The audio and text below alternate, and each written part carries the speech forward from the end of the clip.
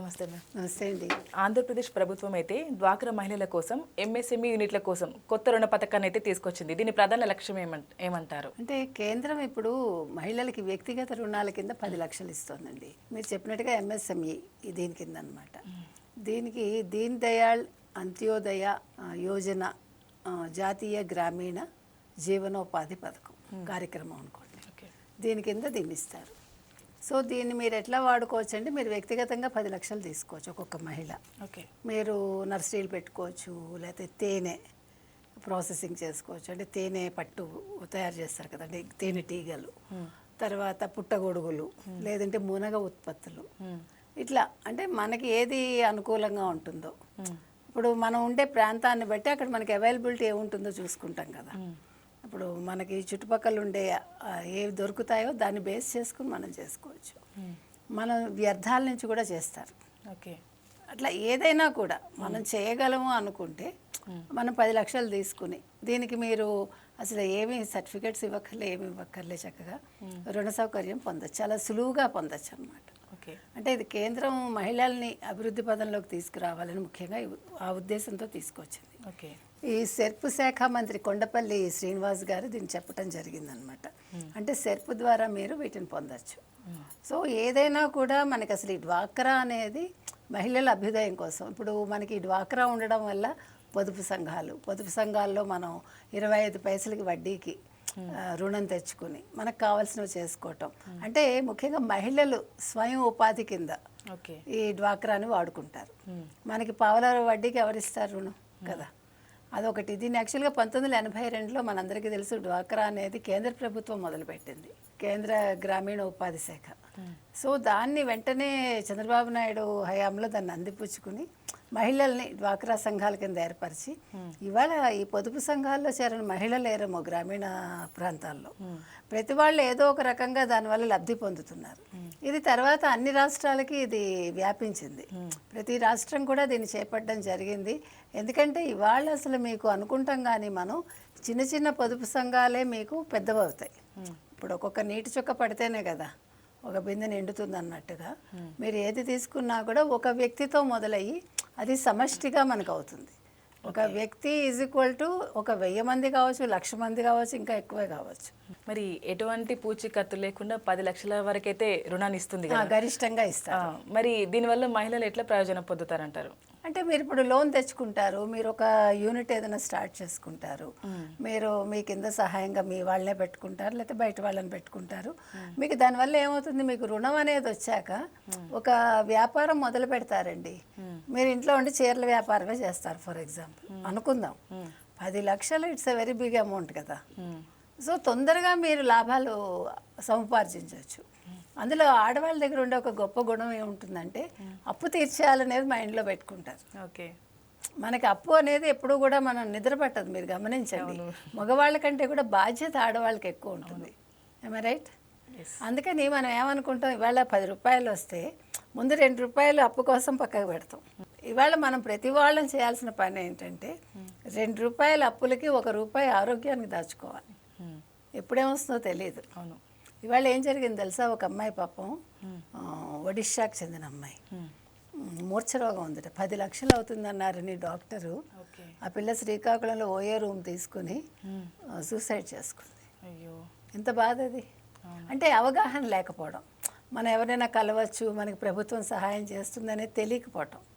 మన 16 కోట్లు అంటే వెంటనే లోకేష్ గారు ఎట్లా స్పందించారు అంటే వీళ్ళు అవగాహన తెచ్చుకోవాలి. చదువుకున్న పిల్లలైనా లోకజ్ఞానం ఉండట్లా, నా బాధ అది. సో మనం ఫస్ట్ చేయాల్సింది ఏంటంటే మన పిల్లలకి అప్పు తెచ్చుకున్నా పర్వాలేదు, అప్పు తీర్చే మార్గం చూసుకోండి. 2 ఆరోగ్యం మీద దృష్టి పెట్టండి. ఈ 2 అది తప్పలేదు. ఇవాళ మనకి ప్రెసెంట్ సిచ్యువేషన్లో కరోనా తర్వాత we have to concentrate on health also.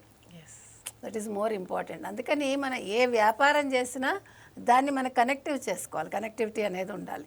Okay, దీనివల్ల నేను ఇది చేస్తా, ఇది చేయాలి. ప్రతిదానికి మనం ఒక ప్రణాళిక వేసేసుకోవాలి. ఆ ప్రణాళికకు అనుగుణంగా వెళ్తేనే మనం అప్పు తొందరగా తీరుస్తాము, మన లాభాలు ఆర్జించవచ్చు. ఏదైనా కూడా మనిషికి ఫస్ట్ ఫోకస్ ఉండాలి, ప్రణాళిక ఉండాలి. ప్రణాళికాబద్ధంగా మనం ముందుకు వెళ్ళాలనే ఒక ఆలోచన మదిలో ఉంటే ఏదైనా సాధిస్తాం. ఓకే. మరి ఇదివరకే మహిళలకు ఏదైనా వ్యాపారం చేస్తుంటే ఈ పథకం ఎలా ఉపయోగపడుతుంది అంటారు? అంటే దే కెన్ ఎక్స్పాండ్ కదా. ఇప్పుడు మీరు ఒక చిన్న యూనిట్ పెట్టుకున్నారు, మీకు మనసులో ఉంటుంది అక్కడ వాళ్ళు భలే చేస్తున్నారే, కొంచెం డబ్బులు ఉంటే బాగుండు అనుకుంటాం అనుకోండి. So this is very much useful కదా. మీకు 10 lakhs అక్కర్లేకపోతే 5 lakhs తీసుకుంటారు, యూనిట్ని విస్తరింపజేసుకుంటారు. సో దానివల్ల మీరు ఇంకో నలుగురికి ఉపాధి ఇస్తారు, మనకి కాన్ఫిడెన్స్ లెవెల్స్ పెరుగుతాయి, మనకి పని మీద అవగాహన ఉంటుంది కాబట్టి అనుభవంతో మనం దాన్ని లేదు ఇంకో ఊర్లో పెడతారు, ఇంకెవరికో అప్పచెప్తారు మీ వాళ్ళకి, అంటే నిజంగా వాళ్ళు చేయగలరు అనుకుంటే. ఒకటండి, అలా అప్పచెప్పేటప్పుడు మాత్రం you have to be doubly careful. మనంత శ్రద్ధగా వాళ్ళు చేస్తారా లేదా, వాళ్ళు దృష్టి పెడతారా లేదా. లేదు నేను వెళ్ళి చూసుకోగలను అనుకుంటేనే మనం కొంచెం దూరంగా ఎక్కడైనా యూనిట్ పెట్టుకోవాలి. లేదంటే దీన్నే ఎక్స్పాండ్ చేసుకుని మనిషికి అత్యాశ కంటే ఆశ బెటర్ నేను అనుకుంటా కదా. మనం ఎక్కువ ఒక రోజులోనే కోటేశ్వర్లు అవ్వాలనుకునే కంట స్టెప్ బై స్టెప్ అవుదాం అనుకుంటే ఇది చాలా యూస్ఫుల్ మనకి. ఓకే. మరి ఇప్పుడు మీరు అన్నట్లు తేనె, పుట్టగొడుగుల ఉత్పత్తి, ఈ మునగ వంటి ఈ యూనిట్స్కి ప్రియారిటీ ఇవ్వడానికి రీజన్ ఏంటి? అంటే మునగ is very good for health అండి. ఇప్పుడు మామూలుగా పల్లెటూరులో ఉండే వాళ్ళకి వాటి విలువ తెలుసు, చాలామందికి దొరకు తెలియదు. ఇప్పుడు ఏంటంటే కరోనా వచ్చాక మనం ఫస్ట్ చేసిన పని ఏంటి, ఆరోగ్యం కోసం మనం సెర్చ్ చేయడం మొదలుపెట్టాం. ఆ సెర్చ్లో ఇవాళ మనం పాత పద్ధతులన్నీ చాలా నచ్చుతున్నాయి మనకి. అంటే అమ్మమ్మల కాలం నాటివి, అమ్మల కాలం. అంతకుముందు మీరు చూసారు ఎవరైనా ఇంట్లో వండుకుని తినడం, లేకపోతే శ్రద్ధగా పాత తరం వంటలు వండుకోవడం లేదు కదా. ఇప్పుడు రివర్స్ అయ్యారు, గ్రామీణ ప్రాంతాలకు వెళ్ళిపోవడం, మనిషి జీవన శైలిని మార్చుకున్నారు. ఆ మార్చుకోవడంలో మనకి పాత వంటకాలు కావచ్చు, లేకపోతే హెల్త్ కాన్షియస్ ఎక్కువైంది మనకి. ఆ హెల్త్ కాన్షియస్ వల్ల మనకి ఏది మంచిది, మునగ చేసే మేలు ఒక ఉల్లిపాయ కాదు, మునగ కూడా తల్లి కంటే ఎక్కువ మేలు చేస్తుంది. సో అందుకని మునగ. అదేవిధంగా పుట్టగొడుగులు ఏంటంటే తొందరగా పెరుగుతాయి కదా, ప్లస్ అది కూడా హెల్త్కి మంచిది, తినగలిగితే మనం చాలా ఆరోగ్యానికి మంచిది అంటారు. తేనె చెప్పక్కర్లేదు, ఈరోజు అన్నింటిలో తేనె వాడుకుంటున్నారు. ఒకప్పుడు తేనె పెద్ద పట్టించుకునేవాళ్ళు, ఇప్పుడు షుగర్కి ప్రత్యామ్నాయంగా తేనె అనేది వచ్చేసింది. సో ఆ రకంగా రక్షిత సాగు, చేపల ప్రాసెసింగ్, తర్వాత వ్యవసాయ అనుబంధాలు, తర్వాత ఫుడ్ ప్రాసెసింగ్. నిన్న మనం చూసాం విజయవాడలో ఒక ఆవిడ, అంటే బలం కోసం ఇప్పుడు వీటన్నింటితోటి లైక్ దాన్ని ఏమంటారు గుమ్మడి గింజలు ఇలాంటి వాటి అన్నింటితోటి వాళ్ళు అంటే కొంచెం మధ్యతరగతి వాళ్ళకి, దిగువ మధ్యతరగతి వాళ్ళకి ఎక్కువ ఖర్చు పెట్టకుండా అవన్నీ కూడా వాళ్ళు అన్ని రకాలుగా ట్రై చేసి ఆవిడ ఇనుప మూకుళ్ళలో, మామూలు మూకుళ్ళు అన్నింట్లో కూడా తయారు చేసి అవి మాడిపోతున్నాయట. అప్పుడు వాళ్ళు ఏం చేశారంటే ఈ మట్టి గిన్నెలు ఉంటాయి కదా, దొన్నెలు అంటారు, వాటిలో ఇసుకతోటి వేయించి వాటిని ప్రాసెస్ చేసి లడ్డూలు, తర్వాత పొడులు, కారం పొడులు లాగా పొడులు, ఇట్లా అన్నీ అన్నమాట. చంద్రబాబు నాయుడు గారు కూడా మెచ్చుకున్నారు. వాళ్ళది ఇప్పుడు చాలా పెద్ద వ్యాపారం అయింది విజయవాడలో. అంటే నేను అనేది అది మన ఇన్స్పిరేషన్గా తీసుకోవచ్చు.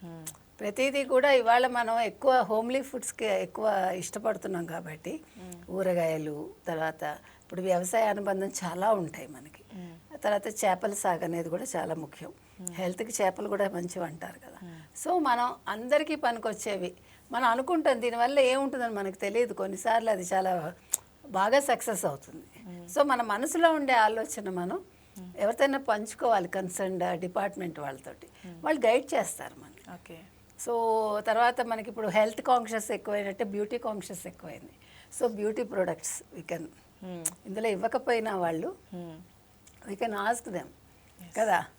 సో మనిషికి తెల్లారి లేచి మనకి ఏం కావాలో చూసుకుని, ఇప్పుడు మనం అనుకుంటున్నాం పేస్ట్లు వాడుతున్నాం కదా అని, ఇవాళ ఎక్కడో చదివాను నవ్వొచ్చింది, మీ పళ్ళు బాగుండాలంటే మీరు వేప పుల్ల వాడండి అని.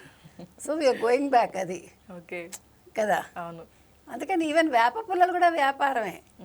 మీకు అతను ఎవరి సినిమా, రజనీకాంత్ సినిమా ఉంటుంది, రజనీకాంత్కి పళ్ళు గట్టిగా ఉండవు, అప్పుడు మీనా వేప పుల్లలు పంపిస్తుంది, మొత్తం ఒక బండిల్స్ పంపిస్తుంది. అది ఆ పాట కూడా బాగుంటుంది. అంటే ఊరికే జోక్గా ఉన్నా దాని వెనకాల ఆరోగ్యం చెప్తున్నా. అట్లా మనం ప్రతిదీ ఆలోచిస్తే మనకు ఏదో ఒకటి దొరుకుతుందండి. ఇప్పుడు అన్ని పాతకాలవి మళ్ళీ ముందుకు వస్తున్నాయి, అంతే పాత సీసాలో కొత్త సారా. మరి ఫైనల్గా ఈ పథకం రాష్ట్ర ఆర్థిక అభివృద్ధిపై ఎలాంటి ప్రభావం చూపిస్తుంది అంటారు? ఏమండి, మహిళలే కదా ఇవాళ ఆర్థిక స్వావలంబన ఎలా ఉందో రాష్ట్ర అభివృద్ధిలో వాళ్ళే కాబట్టి ఇంతమంది మీకు ఇన్ని రకాలుగా పెడుతూ ఉంటే ఖచ్చితంగా వాళ్ళు జిఎస్టీ కడతారు, ట్యాక్సులు కడతారు. మళ్ళీ where it will go to state government from the central government. So మళ్ళీ మనం ఇలా తీసుకుని అలా ఇస్తాం. Okay, thank you. Simple. Thank you.